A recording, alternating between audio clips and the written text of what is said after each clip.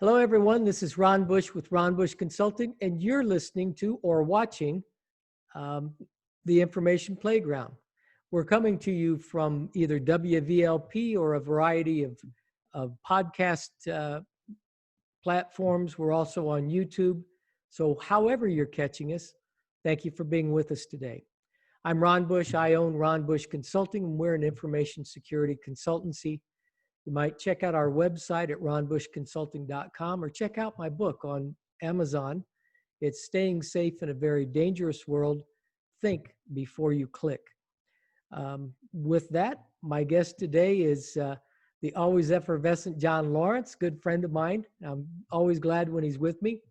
We're going to be discussing a number of things about keeping your kids safe. And John's got some great information on that. Before we get started, John, tell folks about yourself and how they might reach you. They can reach me at ron@ronbushconsulting.com. Go at it, John. Sure. Hi, my name's John Lohrentz. For those who haven't heard any of our podcasts in the past, my main job is working for Munster Police. I do digital forensics for them. From there, I've been in cybersecurity for a few years now and teach digital forensics at several community colleges in the area, Moraine Valley in Illinois and Ivy Tech in Indiana. Great. And if you ever need to reach out or have questions, you can email me at my Munster Police email address, which is jlohrentz@munster.org. Excellent. Excellent. I failed to mention WVLP.org. If you're listening to us in Valparaiso, Indiana, you can find us on the FM dial at 103.1.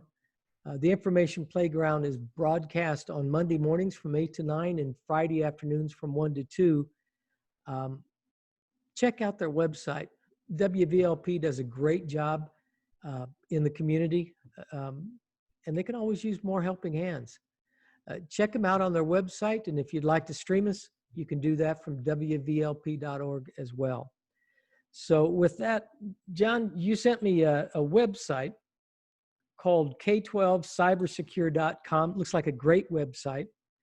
And let's talk about this because, you know, it's the big thing in my world is right now adults working from home. And it is a big thing. Your security is basically down the tubes when at your home environment, unless you take precautions to keep it safe. Most people don't have any kind of password on their routers. If they do, it's ABC123 or something silly like that a hacker will be into in seconds. Everybody connects to it. So wherever your kids have been with their phones or their iPads or whatever tablet they're using, and the same with adults, you know, the guy that goes to Starbucks and logs into their public Wi-Fi and then goes home and logs into the home Wi-Fi is going to infect his home with whatever he picked up at, and I shouldn't have said Starbucks, but any public Wi-Fi. So that given, most people just on an individual basis aren't that careful. Now we get with kids and they aren't even all that savvy about online conduct because their parents, chances are, haven't taught them. And indeed, parents often are not up on good hygiene, cyber hygiene, or what to do when you're online. So let's start there. Let's finish identifying the problem. The website's a good place to start because we had several conversations with people from town coming in asking, you know, are their kids safe? Mm-hmm. And because they have to do online learning now, right. And they were uncomfortable with it. So I started doing some research to find, you know, guidelines or, you know, more experts than I could be, giving information to parents, to not only educate them, but to educate their kids.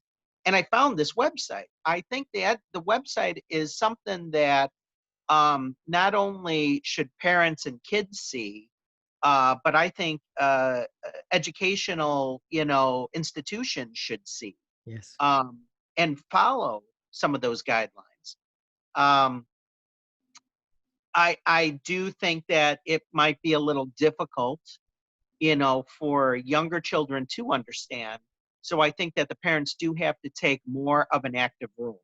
Now, I get it that with people working from home or having to go into work and they have to have, somebody do the online, learning with them. That's a whole nother struggle. That's a struggle that we could probably talk forever on. Um, but getting kids to understand security, I think, is kind of a big deal.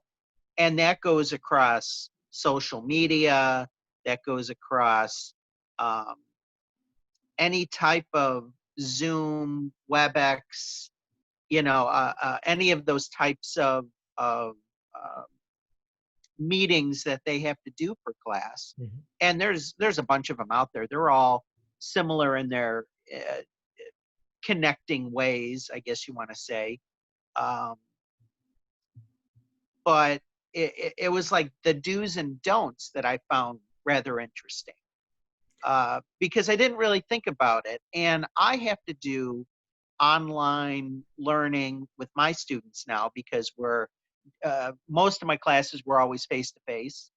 And now that I'm doing online learning, uh, we're trying to replicate that. Now, in that replication, I'm not putting myself on video and I'm not putting my students on video. I'm putting the material on video. And I guess I could think of it being a little different for younger students. I mean, we're talking my students are all college level and everything like that. They're there, they're not goofing around. So I get it, trying to keep a 7-year-old or an 8-year-old or a 12-year-old engaged, in these meetings, I think is a tough thing, let alone not just engaged, but being protected and being engaged. I think And that's key to it. I'm sorry. no, no, no, it is. I think um, started digging further into it. Mhm. And I guess I never thought of consequence, that kids could be scarred or anything like that, or maybe they don't like to see themselves on video, or maybe the kids on the video see somebody and start making fun of them. So Mhm. it's kind of like another bullying kind of thing, Right. that could also occur in social media. If they're allowed to have social media at that age, because usually you're dealing more with social media at like teenage level or going up. But is that true? Are there? No, no, no. Again, maybe that's me being naive. I think that in this day and age, um, with we remember all the school shootings we were having. For some reason, either they're not front and foremost in the press, or they calmed down. They were happening all the time, but at that point, a lot of parents decided they were going to supply cell phones to their kids. And I can tell you right now that the kids, when they have a cell phone, they probably don't bring it out in class because the teacher would take it away from them. And I'm talking younger kids. I'm talking third, fourth, fifth grade, sixth grade. But to think that they don't use that cell phone to get online and surf the internet is naive. When they've got that tool in their hand, they're going to check it out. And they may figure out, or one of their classmates may figure out, hey, you want to know how to get a Facebook account, or want to know how to get on TikTok or any of this other stuff. Somebody will know how to do it without the adults finding out.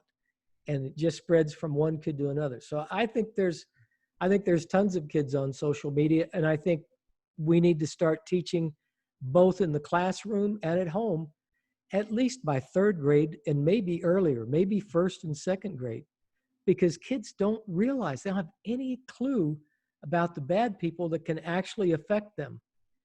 There's a point I've read in different studies that it's as late as 11 years old before a kid can really distinguish between TV and reality.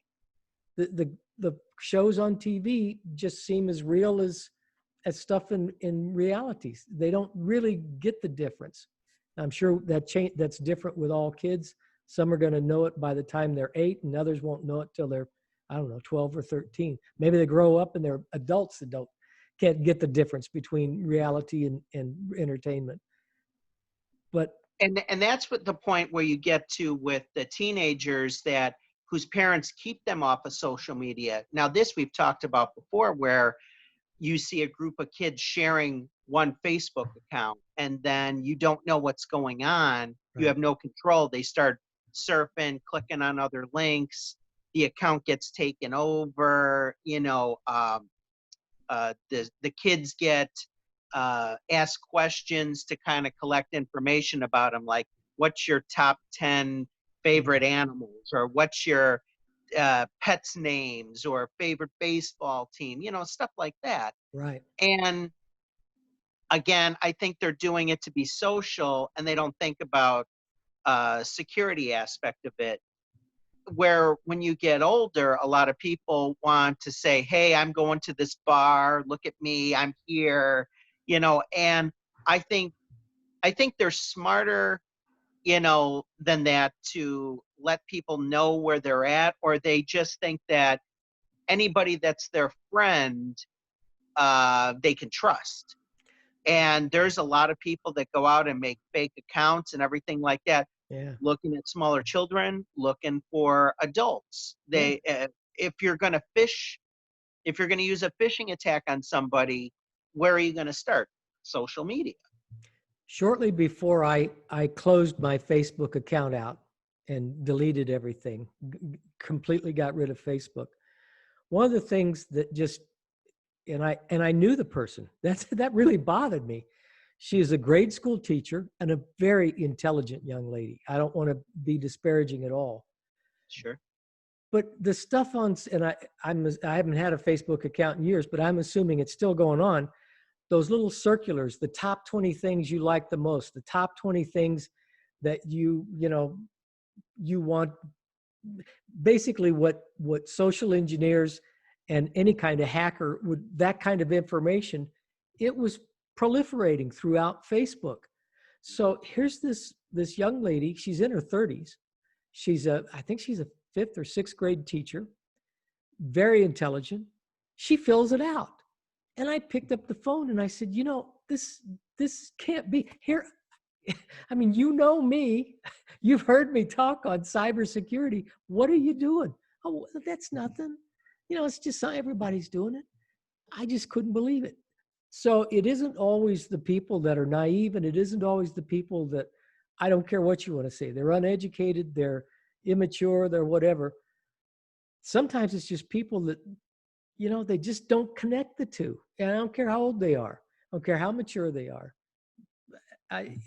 That's just where people are at. They haven't been taught, and they don't think that way.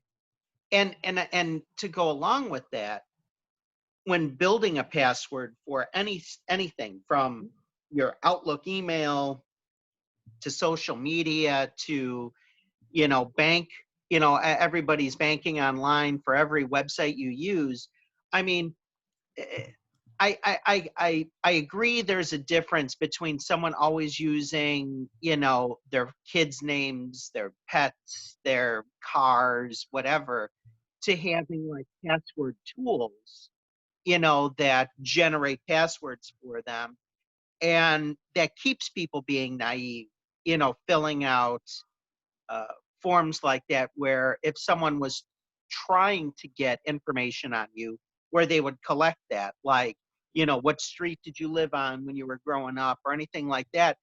Those are all security questions. Yeah. That's a security question that it's like, oh, I forgot my account. Oh, okay, what's your mom's middle name? Or what's your dad's middle name? I mean, how many times did I see that filling out security questions. Right.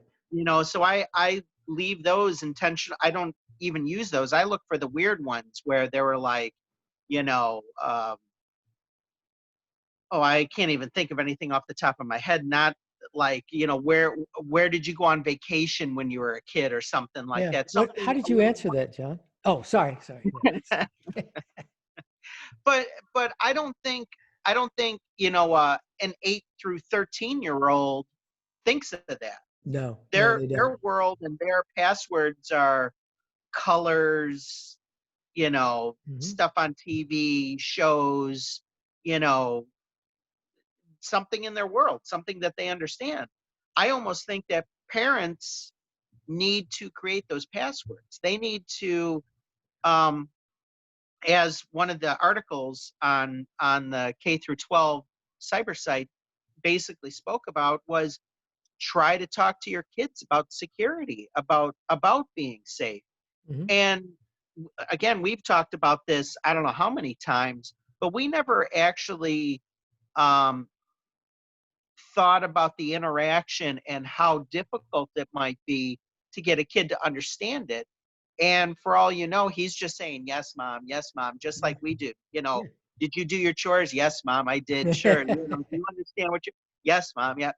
But do they really know? And since they're using iPads, Right. FaceTime with grandparents, stuff I didn't start doing until I was in my 20s or 30s, Yeah. they're doing at 6, 7, 8. Yeah. There is definite consequences from it. I think Um, I think parents need to be more involved, and I think teachers. I think we've got to educate teachers because most of them are not involved, especially your younger grades. Um, I shouldn't say especially, but I mean all teachers. We've talked about it. Different colleges where we've got connections. I've got a son in college. Most of the profs have no idea how to do any of this stuff, how to use Zoom, how to do anything. You get them into Microsoft Teams and they're lost, absolutely lost.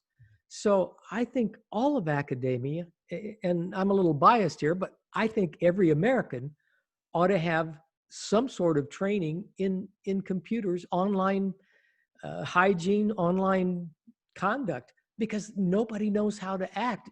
Now the hackers know that, and they take advantage of it. Cyber criminals around the world know how to spot, oh, I got this guy, he's a good mark, and so they do that. We've got to start teaching people. We need to get better at it. You and I agree on that. We just need to get the other 350 million Americans to go yeah, into this. I, I think it's something we've got to do. Part of the concern I have with kids is you've got to stress on them the danger. The phrase "stranger danger" comes to mind. You don't want the sure. kids to be paranoid. You don't want them to, they see a stranger and go, "Oh, get him away from me." You don't want the same thing online. You don't want them to see someone, have someone in a controlled environment say something and, oh, is this for real, or is somebody after me? You can always carry something too far, but we've got to do better than we are because our kids are just unprepared. And that's where a lot of the criminals are getting information from for doing Mhm. fraud. Yeah. They're basically opening up accounts in these children's names, and most parents, I bet, don't even think about when they're looking at their credit score and everything like that. Are they looking to see if little Sally has 4 bank accounts and she's 5 years old and she's taking out loans and stuff like that? Clearly, that's that's not their Sally, or um,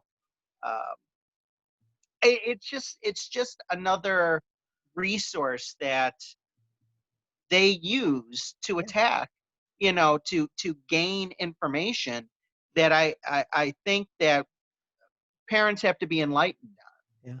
on. Along with that, you have uh, you have to really watch, videos. So you don't want some teacher recording your child, and then all of a sudden you're on the internet and you see a video of your son or daughter, and that's what really started getting me digging into some websites and looking at, how, not, I don't want to say preventative, but teaching more of academia Mhm. about it. And then the parents then need to be, notified about stuff like this, especially, how many parents are working with the children when they're doing this online learning, how much are the parents paying attention, because maybe they have a social media account Right. and they're like, oh, well, we'll post a picture for grandma, and you take pictures, or, how many pets and children videos we see and everything like that, because they're like, oh, well, maybe we'll make it, we'll be trending, Right.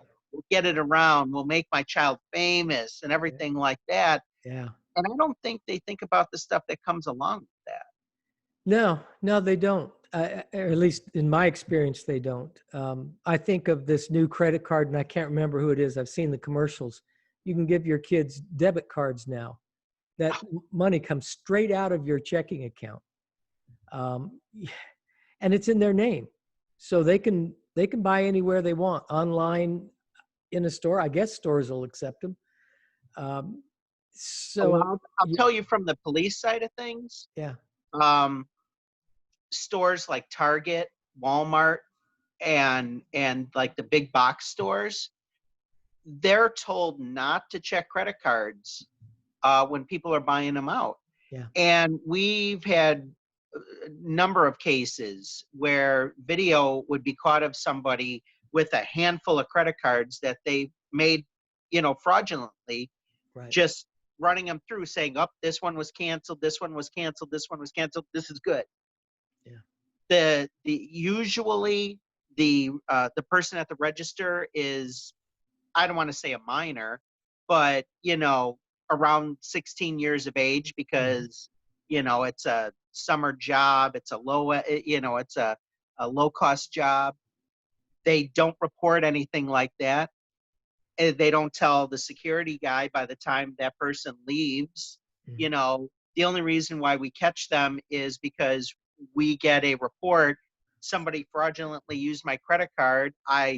I was told by Chase Bank it happened at 325, and it happened at Target in Munster. yeah, So then we have to go through all the trouble looking that information up.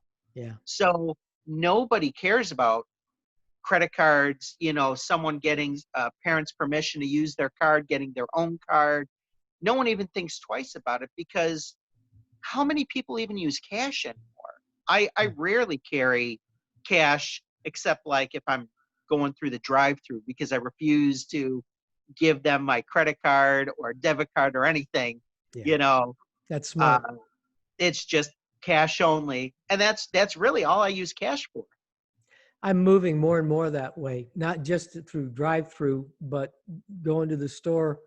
If I've just got a few things to grab at the grocery store, if it's 20, 40 bucks, I'll just pay cash for it, just simply because I don't want to pull my cards out. Um, and I don't carry much with me anymore. I used to not carry cash because I was always afraid I'd spend the cash. Uh, but now the credit cards seem to be, well, I mean, it's obvious when you can buy a credit card number for $1 on the dark web. There's tons of them floating around out there. I don't want mine floating out there.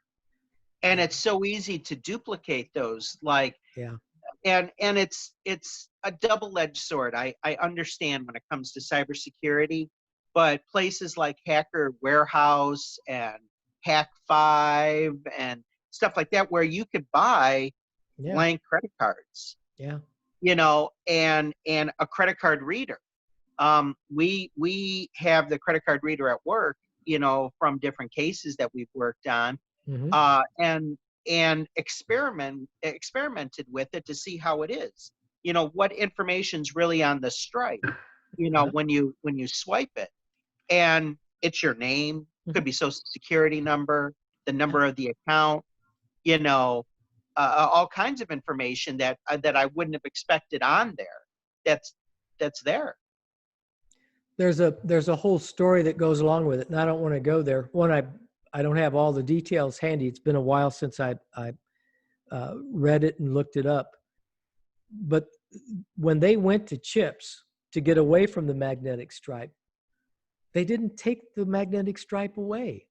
No, it's still there. It's still there. And so I'm not really sure how much protection we've gotten out of all this changeover. Most stores have changed over to the new readers because they knew the PCI DSS, the credit card industry made it obvious or made it clear that if you have fraud and you haven't got the reader with the chip that reads the chip, you're responsible for the fraud.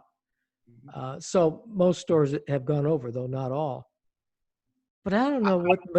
I have more to say about that, but do we have to take a time out? Thank you very much. We are going to pause for just a moment. And sure. I want to thank you for listening or watching the Information Playground. We're coming to you first from WVLP. It's my favorite radio station in the world. They're located in Valparaiso, Indiana.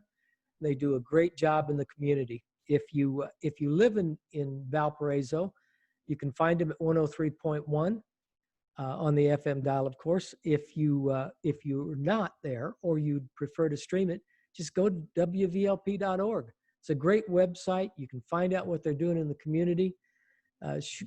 Take a few minutes and fire off an email to Greg Kovic.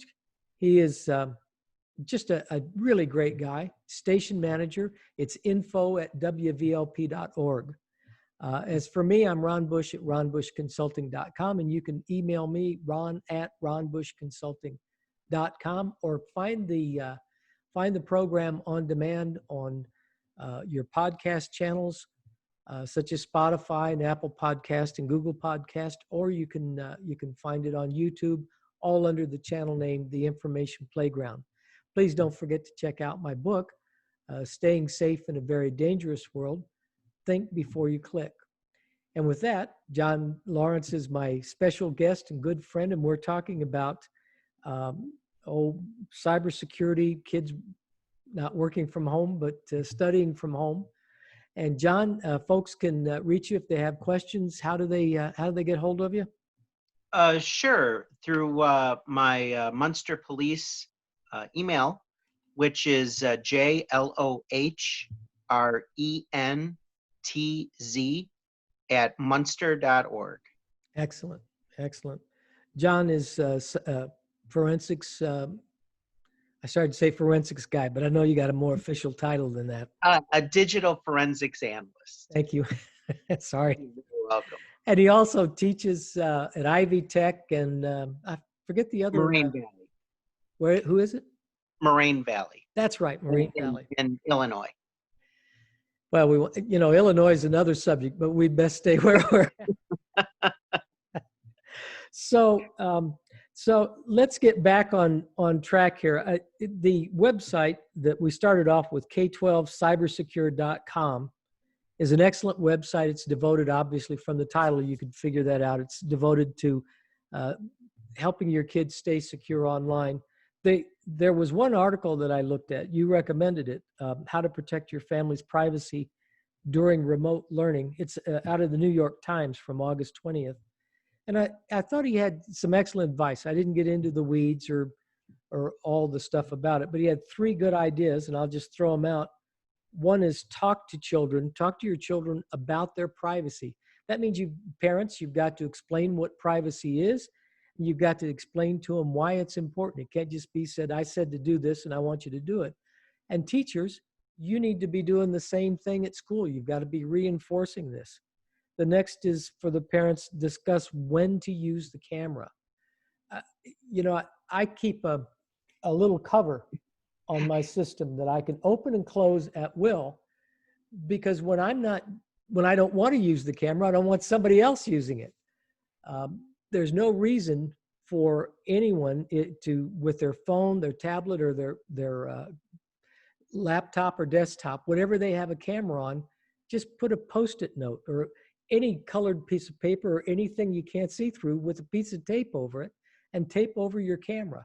It's a good idea to do it with the mic as well. And I'll throw up, not literally, of course, but I'll throw up Zuckerberg with Facebook.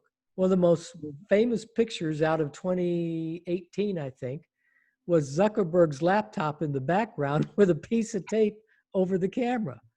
That's what all of us should be doing. If he knows it, what's good for him is good for us too. The third thing is check out the tools that your child will be using. Your teachers are going to explain to them, and for the older kids, this might not be an issue, but maybe it is. Certainly for the younger kids, parents have to sit down with them, and they have to explain what things to do and why they need to do those things. And we were talking earlier about the stranger danger type stuff. I don't want any kid to be paranoid to go online. There's too much benefit to studying online, and they have to do it right now during this pandemic. My feeling, John, I don't know how you feel about this, but I think this will continue for a long time.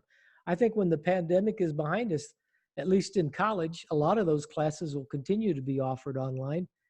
And many businesses will continue working from home. Google's given directions to their employees. They're there until, I think it's June of next year. They did that several months back. So they're planning on it. I've heard other companies, I forget whether it's Apple or Facebook. I think a lot of this life that we've got right now is going to stay like it is for some time.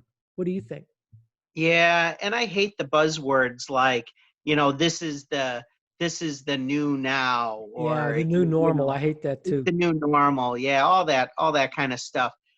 And unfortunately, I think it's true. Yeah. I think there's always going to be online learning. I was doing online learning with students while doing face-to-face a little differently because online learning is set up for those people to fit their schedule. Mm-hmm. I work, I have kids, I only have so many hours a day to do my schoolwork. So I'm going to take an online class in my free time. I could get it done and get my degree. Yeah. And for a lot of people, that's great. And I, anything that gets kids back into school or progressing, getting skills, or learning skills or updating skills, I think is fantastic, especially if you want to be in let's say just the computer field. Mm-hmm. Everything changes, and if you don't stay up with it, you'll look, I don't want to say inferior to other people at work, but there's always that person that doesn't know what Excel is, and then there's the person that is building their computer at home, right. At work. So there's always techie versus non-techie, and we have a gentleman that works at our police station who's a volunteer and is very old and doesn't even has no email. Mm-hmm. So we have to do all different kinds of things to get information to him because he's like, I'm never getting email. I'm not looking at email. Don't give me email. So we get it. It's just the way he's built. It is what it is. Given all the negatives to having it, if you're not prepared for it, you're not educated in it, you haven't used it from the beginning to now, yeah, he might be a lot better off and very, very smart for doing that. Yeah. So I work with them. I think the pandemic kind of forced us to move forward towards where we're at faster. I think we were going that way to begin with, working from home, and it was becoming more and more common. Online classes becoming more and more common.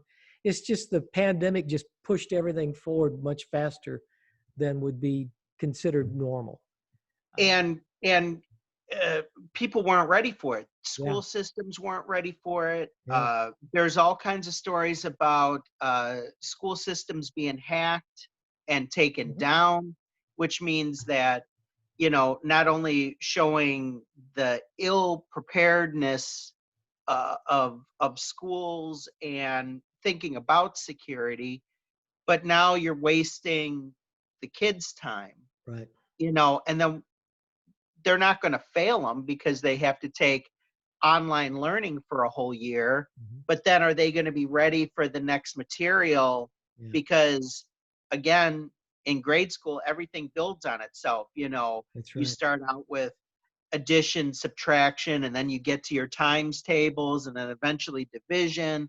Well, how are the kids actually progressing? You know, are they learning? Are they remembering everything from it?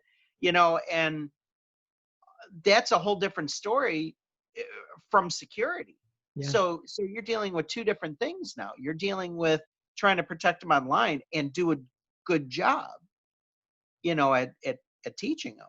hmm my heart goes out to teachers. I know there's all kinds of talk about pay and everything else, and you get politics involved. And I'm not going to go there, but really, teachers spend more time with your kids, especially younger kids, than anybody else. So you've got to have the right person there, and they need the right training. And you mentioned schools. Most universities that I know of, and I'm either taught in several or I know folks at several, they all have fine IT departments. And while they may struggle and just like every other organization, have to work hard at keeping the IT, the technology up and running. Mhm. Grade schools don't have that going for them. Elementary schools don't, and junior highs don't. And a lot of high schools don't. They they're just struggling. And so you're right. I've read a lot of the same numbers. How different schools have been taken down, and the numbers, they don't all get reported, and so the numbers could just be thousands of them. We don't Sure, know.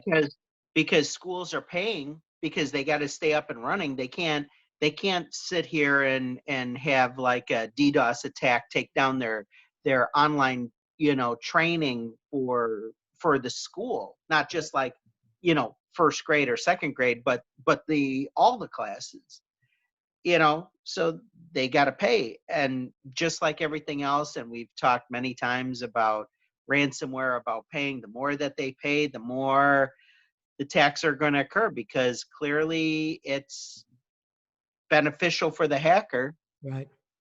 If you're a guy sitting out in I don't know, Zimbabwe or Taiwan, or it doesn't matter, any place outside the U.S. and maybe Great Britain and Canada, but certainly outside the U.S., you almost have nothing to lose. They're not going to extradite you because you took down a school system and made some money off of ransomware.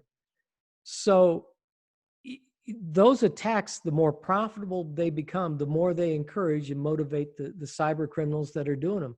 And unfortunately, there's a whole industry devoted to learning that stuff. Well, you can find most of the training aids on YouTube. I mean, you can learn just about anything you want on YouTube, and that includes hacking. You can find most of the tools. If you can't find them on the World Wide Web, sites like Shodan that give you Internet of Things, security cameras, just all kinds of aids and tools you can use to hack. Um, you can get everything on the dark web, and tons of that stuff are free.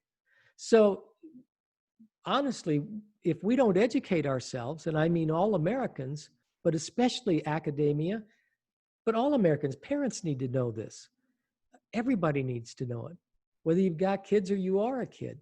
If we don't start doing that, I mean, we're just basically creating fodder out of ourselves for some hacker to take advantage of.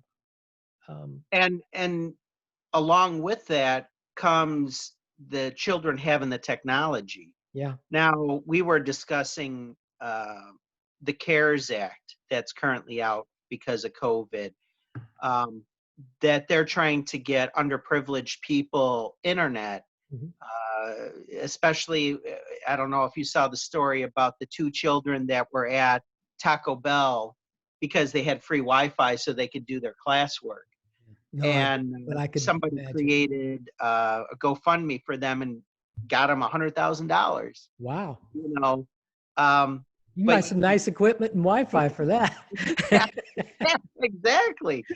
But that's a one in a lifetime story. Yeah. It's not that's not going to keep going on and everything like that. But getting internet, again, there were articles about cities trying to give free internet to everybody, Yeah. but again, security concerns and everything like that, because if you're in any kind of network, a mesh network, whatever it's going to become, Mhm.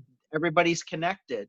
Yeah. It's going to be easier to get information, and we have to take care of ourselves. There's several things going on in Chicago as you and I speak. One is Chicago itself.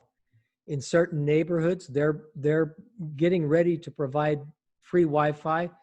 I've been told there's a fund set aside of $50 million to get this going for impoverished sections. I know of a company that's working to do the same thing within a certain few neighborhoods. They're in the process of actually building a data center, and part of that they're doing is establishing free Wi-Fi for the people around them. That's businesses as well as individuals, and these are in the poorer neighborhoods. So my hat's off to them. But once again, you've got folks now that don't have any knowledge about how to stay safe online. It's like taking an I don't know, an atom bomb or a nuclear bomb and giving it to people and saying, here, go store this for me, will you? And you hope they don't play with it. Well, they do. People are people. And People, naturally they're going to get in trouble with that. We talk about kids having guns in the house and they shoot themselves because the parents have guns. What about the most dangerous thing that has more power than anything else on the planet, your little cell phone? and they don't think about it because that's where they're getting on social media. That's where they're meeting people that are pretending to be their friends. Yeah. There's a lot to it. And again, I hate metaphors and everything like that, but it's the onion metaphor. You Yeah. just start peeling it away, and there's more to it. Um I'm hoping that kids, something that we didn't have growing up, are taught this kind of security in school so that They haven't been so they far. can be prepared for it. But without school, it's got to be the parents, and then in the same turn, parents will think twice about using their kids' names as passwords or anything like that, that they become a little more savvy as well, that they don't rely on their 12-year-old son to change the Wi-Fi password on their router or something like Yeah. that, Well, you're a little more hopeful than I am. I'm older and cynical, I guess. I used to, or it drives me crazy when I'm in an employee training session, and somebody jokes about, yeah, I have my son or my grandson even uh, do that stuff for me. Would you give your grandson your wallet and let him go out with it full of money and all your credit cards and your license and everything else? Here, son, go out and, he's 12 years old and do something for me. You wouldn't. It'd be stupid. It's even more stupid with your cell phone or your computer or anything else. You need to get the education adult, Mr. or Mrs. Adult, or Mr. or Ms. Adult. You need to educate yourself. You've got a tool that's extremely beneficial. When you on that note, yeah. aside, as we like to always jump way off track, Mhm. I had a student that was a 75-year-old man that says that through a program, retired people get free classes, free college classes. He was at Ivy Tech taking free classes. He's like, yeah, I'm just here to learn. I'm I'm retired and I want to better myself. And I'm like, that's awesome. Yeah. At the end of the class, he's like, this is way over my head. I gotta go back a step. And I'm like, hey, that's okay. You're here. You're fixing the problem. Yeah. I think that's great. I don't know how to get that word out. However many people are retired and are looking for something to stay busy, go back to school. Yeah. Excellent. I don't know how much they're really going to use it. I'm not saying to go, be a network engineer and stuff like that, but getting the basics down, to help then spread to their grandchildren, I think is a great thing. Well, I got to say, last year, everything I read on this said that by next year, 2021, there would be 3.5 million jobs for cybersecurity that couldn't be filled because there weren't qualified people to fill them. So even if you're not looking for a career, let me say it this way. I think John's exactly right. Go to school, educate yourself, and get up on current stuff. It'll help you stay young. If you are looking for a career, and it doesn't matter what age you are, I don't care if you're in high school, you can take college classes in this. I don't care if you're a young adult. I don't care if you're flipping burgers. I don't care where you are. 20s, 30s, 40s, 50s, 60s, doesn't matter. Go back to school. There's community college. We're talking Ivy Tech because that's in Indiana. But there's community colleges in every state and in most cities and towns. Take some classes. And now especially, even if you don't have one close to you, you can do them online because everybody's online. Yeah. And learn how to do this stuff. Who knows? Maybe you've got a real knack for computers or programming or cybersecurity or anything else. Because my friends, that's the future. It's the present as well. Everything's computerized. And for parents, I had a fellow student that competed with us, and she had a young daughter. Mm-hmm. She was teaching her how to play chess and everything like that. Well, she played Minecraft. Uh-huh. And there's different companies that show you how to program to play the game. Well, of course, obviously, we're looking at that it's teaching the kid to be a programmer, where the kid's just playing a game. Yeah. He's learning how to hack the game. He's learning lifelong skills that I wish I was doing, when I was 6 or 7, Yeah. with my Commodore 64 and my Run magazine. All you had was Pong. Yeah. And that's what it was. You would create little games and stuff like that, but it wasn't, it was advanced. Don't get me wrong. For back in the mid to late 70s, that was I'm in the zone. But no, I think that's going to get people into cybersecurity. It's going to take a generation to get that training or that ability to be able to do it, because I see a lot of students now at the college level that either A, don't have the confidence in themselves, or B, they're just lazy. Yeah. And I get a lot of that, and saw a lot of that when we were building our cybersecurity club. The students that participated and competed, they are light years ahead, than everybody. They got great jobs. Several of them had jobs before they even had their degree. And a couple of them had way better jobs at 22 years old now than I did when I was 40. Yeah. It's just the way that the times are going. Again, I hate those metaphors, but it's a jump start to get people in that right direction. Now, you could debate all that. Well, so-and-so is not going to be into that in 10 years, or who knows what, 10 years down the line is going to show, or anything like that. But it's a skill that if they enjoy doing it, anything that you enjoy doing and get paid at, it's not considered work. That's, I don't know how many times I heard that or have been told that in my life, yeah, but in that case, I believe it. I believe it's true. I do too. I think that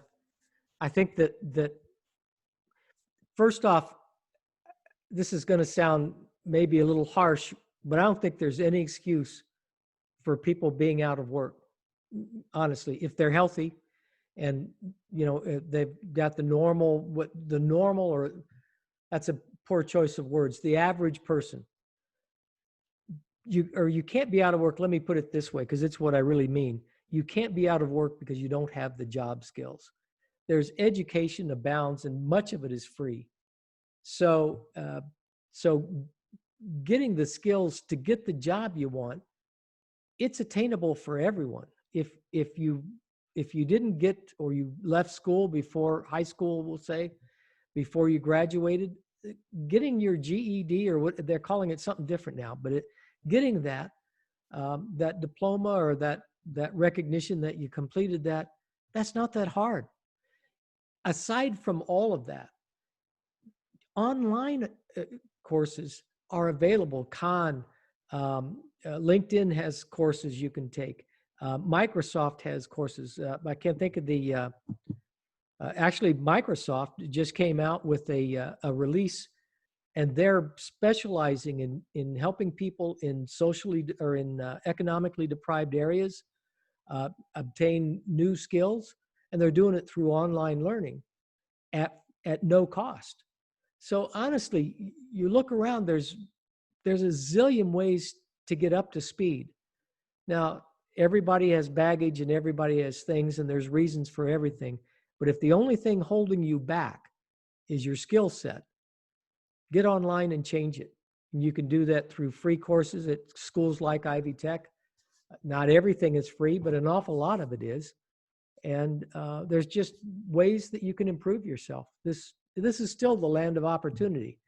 I mean, you hear a lot of stuff in the news.